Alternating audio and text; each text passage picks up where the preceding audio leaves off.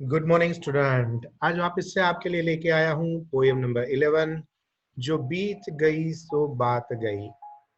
महानायक अमिताभ बच्चन के परम पूज्य पिताजी यानी कि हरिवंश राय बच्चन जी एंड उसके द्वारा बनाई गई, लिखी गई मधुशाला, मधुकलश, मधुबाला जैसी बेहतरीन बुक का आज की ये कविता हम समझेंगे explanation, question answers and grammar के साथ। तो शुरू करते हैं आज की ये पोएम, जो बीत गई सो बात गई। सबसे पहले हरिवंश राय जी बच्चन जी के बारे में जाने। हालावादी कवि थे।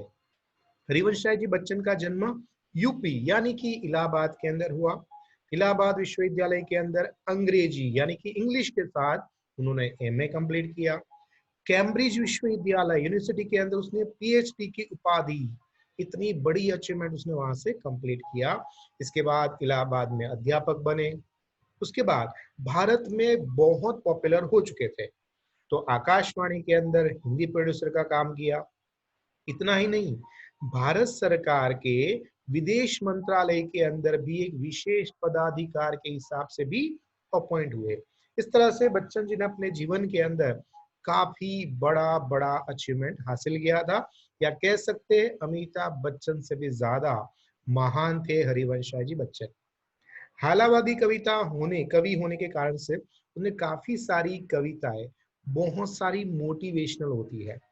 और उसकी काव्य संग्रह के अंदर है मधुशाला, मधुबाला, मधुकलश, निशा निमंत्रण, एकांत संगीत, आकुल अंतर, मिलन यामिनी और सतरंगिणी। आज की हमारी कविता सतरंगिणी नाम की काव्य संग्रह में से ली गई है। तो देखते हैं कि जीवन के अंदर कभी भी शोक नहीं मनाना है। आज है, उसमें जियो, तो कल और बेहतरीन बनेगा। पर अगर आप कल के बारे में, जो बीता हुआ कल है, अगर उसके पीछे अपना व्यर्थ शोक मनाते रहोगे तो प्रगति कैसे मिलेगी भाई। तो लिखा है, जो बीत गई सो बीत गई, जीवन में एक सितारा था, माना वह बेहद प्यारा था।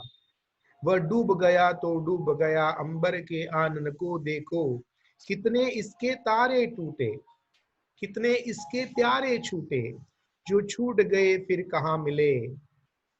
पर बोलो टूटे तारों पर कब अंबर शोक मनाता है, जो बीत गई सो बीत गई। आसमान के अंदर इतने सारे तारे होते हैं, चांद होते हैं, इन सुंदर से सितारे होते हैं, उसमें कितने सारे तारे टूट जाते हैं हर रात को। तो क्या वो टूटे हुए तारों के पीछे, क्या अंबर यानी कि आसमान क्या शोक मनाता है? नहीं। क्यों? क्योंकि उसको पता है कि जीवन का यही रीत है, हार के बात ही जीत है ना। तो जो बीत गई वो बीत गई। कल तक मैंने पाप किया, कल तक मैंने खराब कार्य किया, वो कल तक था। आज मैं अच्छा हूं, ये समझ के चलूंगा तो जीवन में मैं भी आगे बढ़ सकता हूँ। इस लिखा है कि जीवन में सितारे हमें बहुत प्यारे होते हैं, पर वो डूब जाए, वो टूट जाए, तो हमें उसके पीछे रोना धोना से अच्छा है कि वो सितारा की अंतिम इच्छा क्या है वो कंप्लीट करने में हम जुट जाए, उसके पीछे शोक मत मताओ। ये हमारे हरिवंश राय जी कहते हैं। दूसरा एग्जाम्पल दिया है बागीचा यानी मधुवन के बारे में।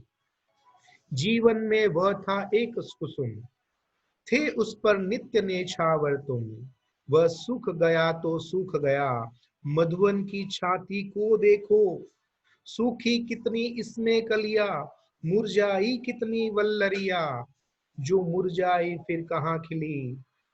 पर बोलो सूखे फूलों पर कब मधुवन शोक मचाता है, जो बीत गई सो बात गई।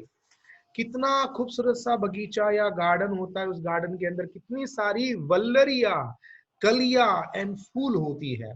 क्या वो फूलों के पीछे जब वो सूख जाए, मुरझा जाए, गिर जाए, मिट्टी में मिल जाए, तो मधुवन जो है वो उसके पीछे शोर नहीं मचाता है, छाती नहीं पीटता है, जोर जोर से रोता नहीं है। क्यों? क्योंकि ये तो नियम है, जो चढ़ता है वो पड़ता है, जो जन्मता है वो मरता है। भाई, यही बात हमें स्वीकार करके जीनी चाहिए। आगे लिखा है, जीवन में मधु का प्याला था, तुमने इसे तन मन में डाला था, वह टूटा जो टूट गया तो टूट गया, मदिरा लेके आंगन को देखो, कितने प्यारे हिल जाते हैं, गिर मिट्टी में मिल जाते हैं, जो गिरते हैं कब उठते हैं, पर बोलो टूटे प्यालों पर, कब मदिरा ले पछताता है, जो बीत गई सो बीत गई। कितने सारे, मदिरालय का मतलब होता है बार जहां पर मदिरा दारू मिलता है, कितने सारे ग्लास, कितनी सारी बोतल वहां पर गिर जाती है, टूट जाती है, प्याले छूट जाते हैं, पर उसके पीछे मदिरालय पश्चाताप नहीं करता है। बस जीवन के अंदर यही बात को इंसान स्वीकार कर ले तो बहुत बड़ी सीख अपनी लाइफ से वो अपने आप को और दूसरों को दे सकता है।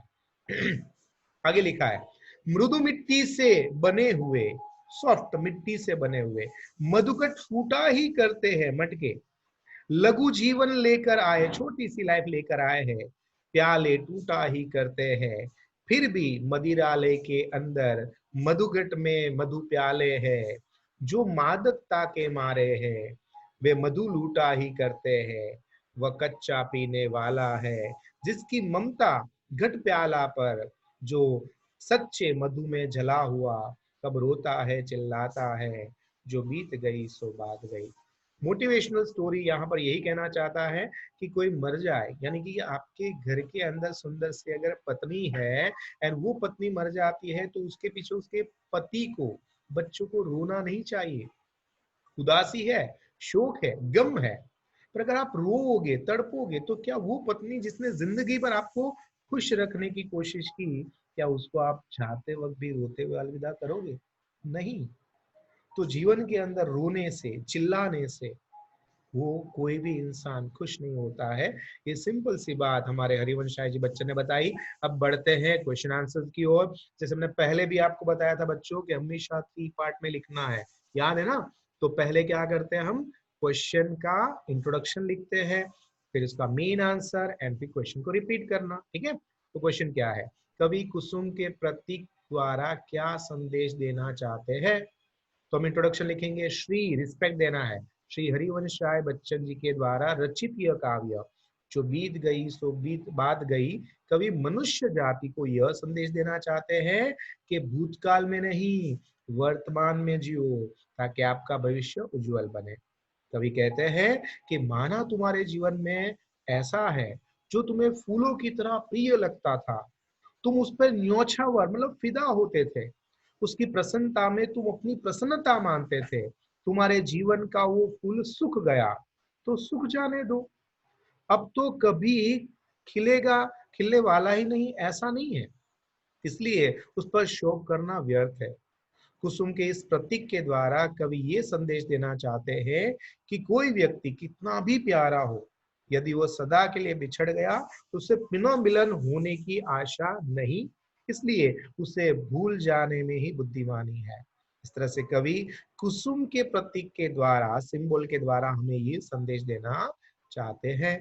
ठीक है, क्वेश्चन नंबर 2 है, मधुकट और मनुष्य जीवन में क्या समानता पाई गई है, स्पष्ट कीजिए। श्री हरिवंश राय जी बच्चन के द्वारा रचित यह काव्य को जो बीत गई सो बात गई में कवि मनुष्य जाति को संदेश देना चाहते हैं कि भूतकाल में नहीं वर्तमान काल में जियो ताकि आपका भविष्य उज्जवल बने। नौ आंसर है, मधुकट मिट्टी का बना होता है, वो बहुत ही नाजुक होता है इसलिए अक्सर टूट जाते हैं। मनुष्य का शरीर भी मिट्टी से निर्मित घट के समान है, यह भी मधुघट के समान क्षण भंगुर है, यह कब टूट जाएगा कहा नहीं जा सकता है। फूटे हुए मधुघट की तरह मृत व्यक्ति फिर से जीवित नहीं हो सकता है। इस प्रकार मधुघट और मनुष्य के जीवन में गहरी समानता यहाँ पर बताई गई है।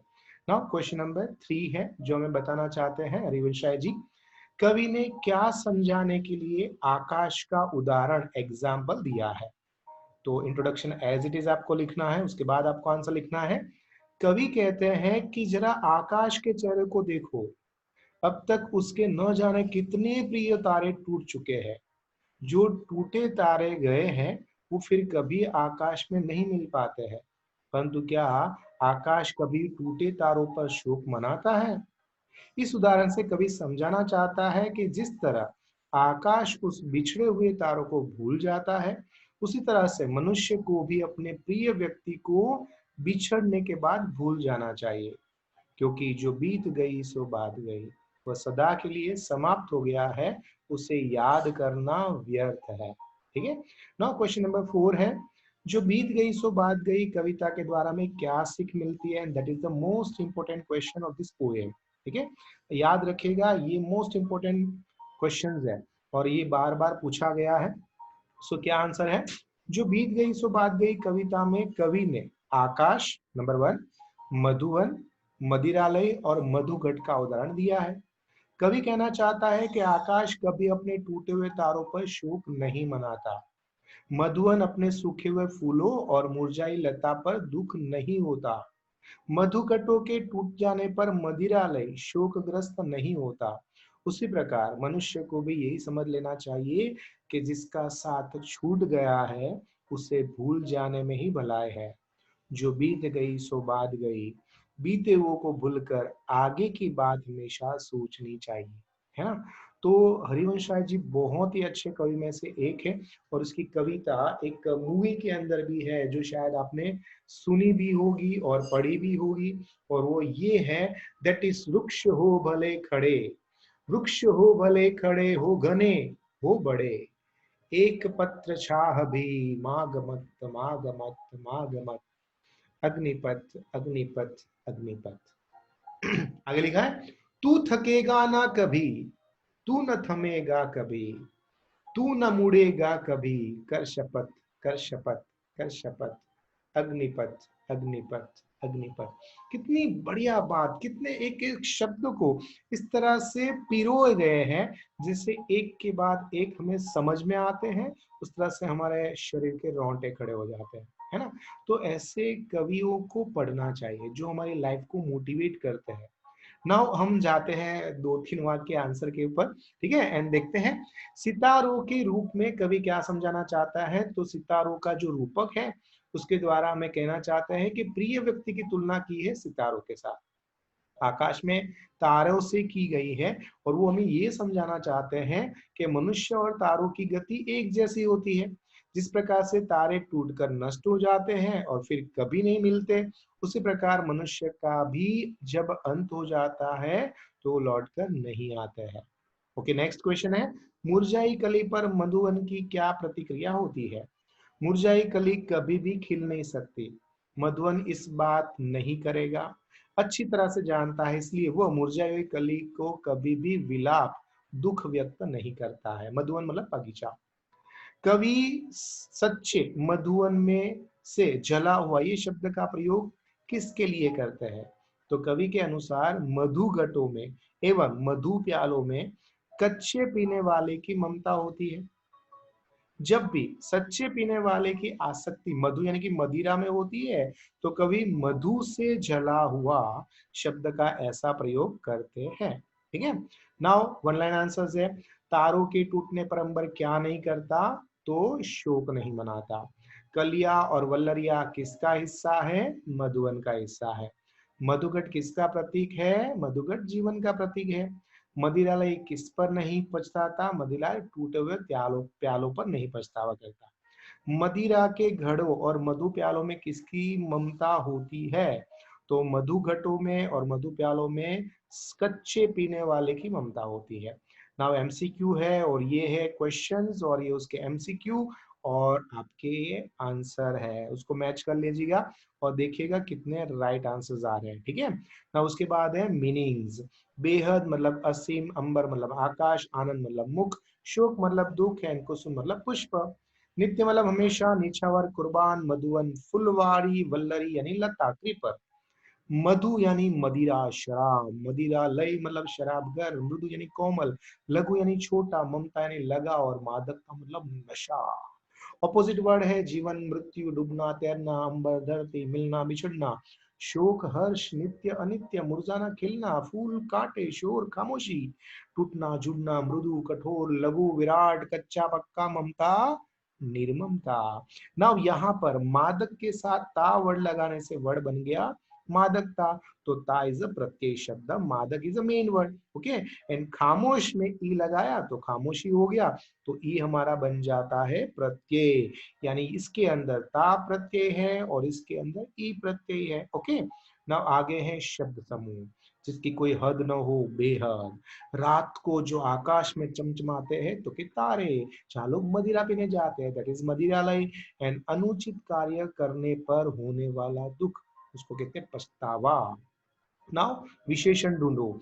एक प्याला टूट गया, कितने प्याले, एक, एक इज अ विशेषण, विशेषण कैसा है, तो कि यहाँ पर ये है एक नंबर दिया तो संख्यावाचक हुआ।